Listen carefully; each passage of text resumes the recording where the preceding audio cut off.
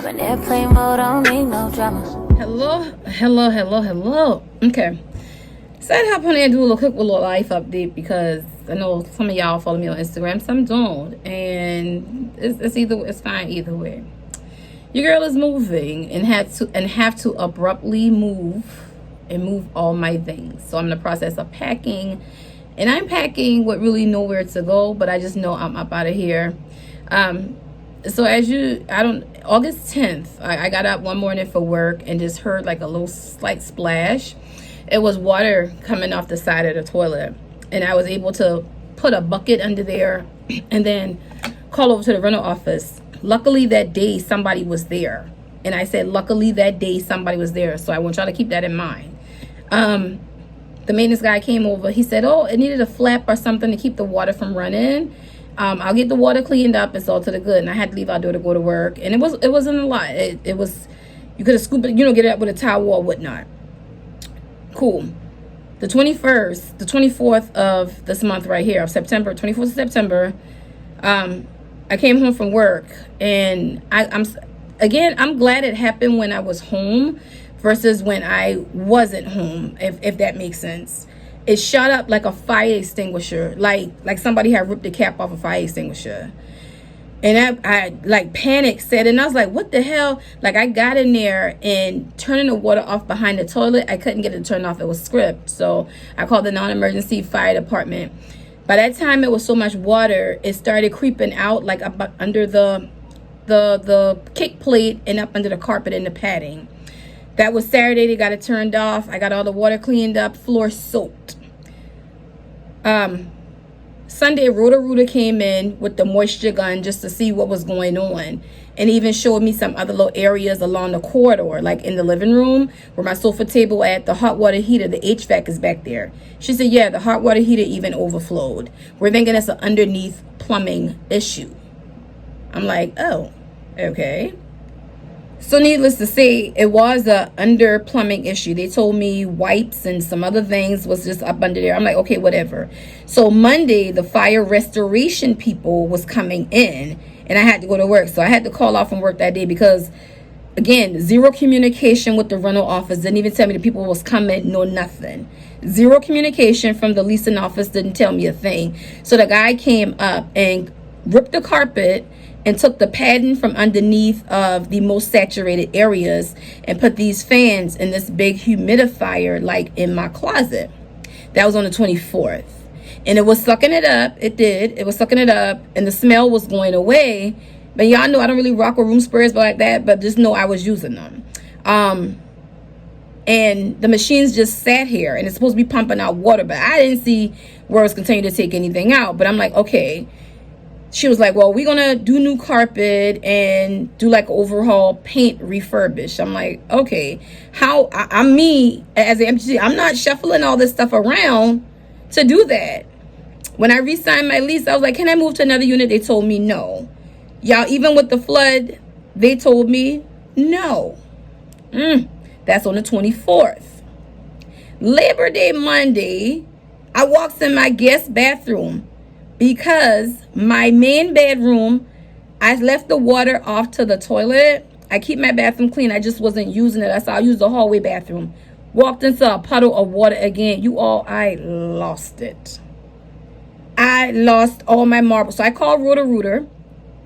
I told him, I said, y'all were just out here. Can y'all come back out? They literally said, I'll dispatch them. The driver calls me and was like, do you have the ticket number? I said, no, I'm not the leasing agent. I'm the resident. He says, oh, we can't help you. I was like, man, the hell with you. I hung the phone up and called the fire department back. I'm missing a step.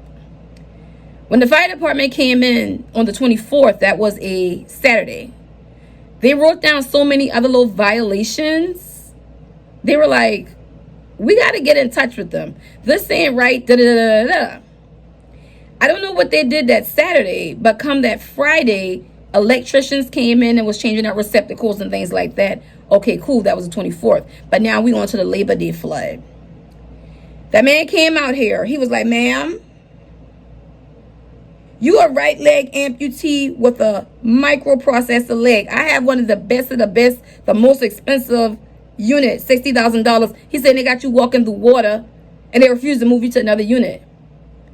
I said, sir, we're past that. I'm out of here. I don't know where I'm going, but it's not going to be here. You understand me? He looking at whatever they did. He said by statewide, they got to have certain numbers on file. All the numbers they have for us in the door for emergencies is incorrect. The maintenance emergency goes to a voicemail that's not set up. It's just like the girl is never here. So he got on them about that. And then the maintenance and the district manager girl came in. I opened the front door as they were coming up. I was so pissed.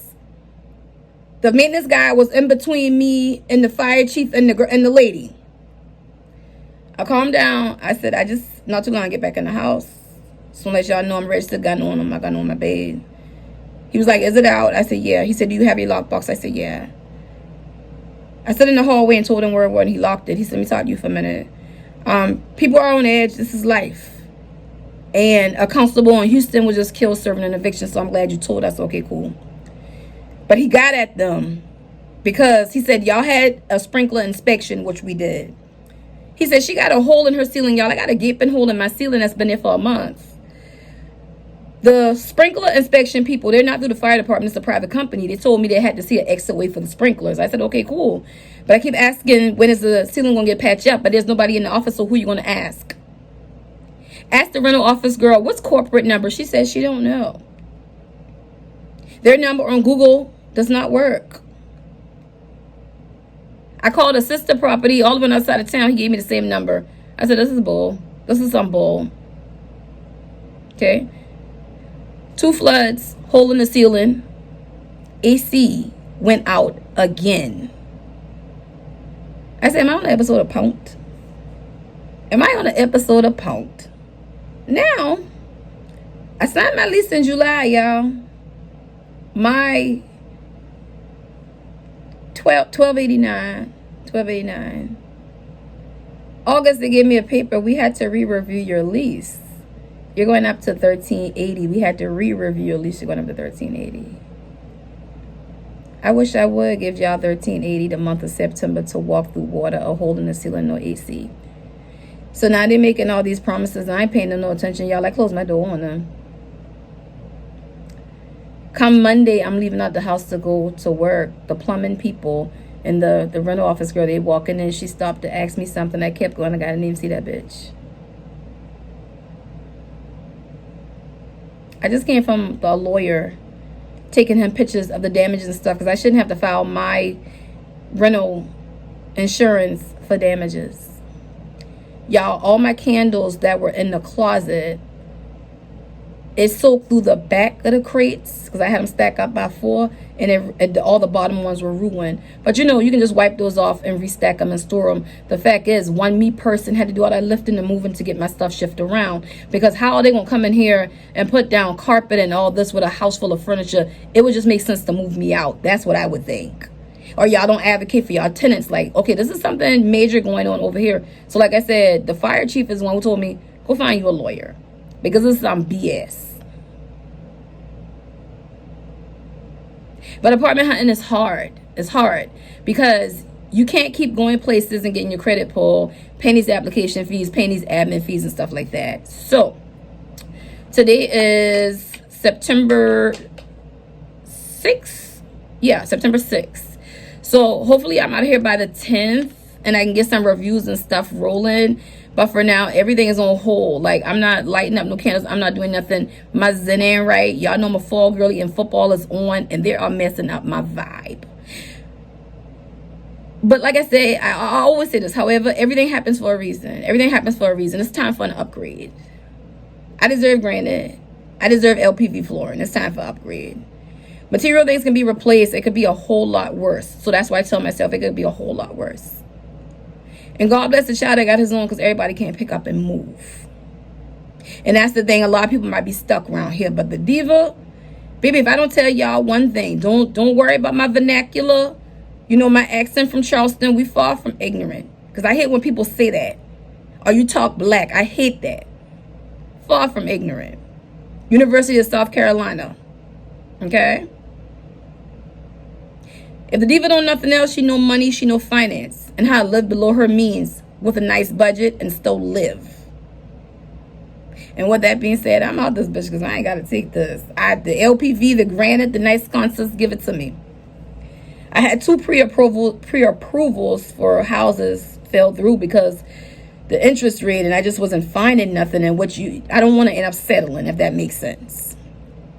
So that just gave me the motivation to get back on the ball, focus on that, and good rental history, see how that come in clutch. Because you're going to lose a tenant that ain't never had a missed payment, never had a late payment, who keep her apartment clean. The only one you see a carpet cleaning truck come to every 3 months. So what I'm saying is y'all don't even deserve good tenants. So around here, y'all about to get just what y'all deserve. And I just had to come give y'all that little life update because at the end of the day, I got the funds to do it. I ain't mad at it. And I'll catch y'all when the reviews start rolling. As soon as I get to the new place, this is what I do. I hire cleaners and I change my toilet seats. My notion is to bring in, my area rug, my couch, my table, get a candle on it as I'm unpacking, doing what I do, and hit y'all with some reviews. So until then, I'm going to check back in when I get settled. Bye, y'all.